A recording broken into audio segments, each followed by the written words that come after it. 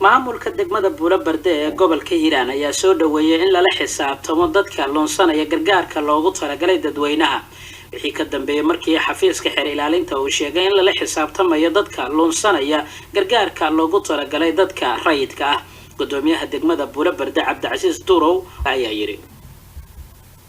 arrimahaas waxaan ka leeyahay anaa ka mas'uul magaalada anagu waxaas iyo wax la midana oo lagu gaadi karo ama lagu qaban karo ama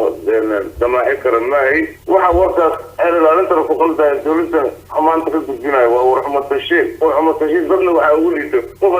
dad wax jeesana waxa la leeyahay kugu sheego hadii waxa u heynay ilaa waxa adigu leedahay ma wixii kaliya jeesana hadana waxa ay ka sheego marka qof dadkaas waa dad ay meesha ku guriyeen waa dareemi kara isku soo wada xisaab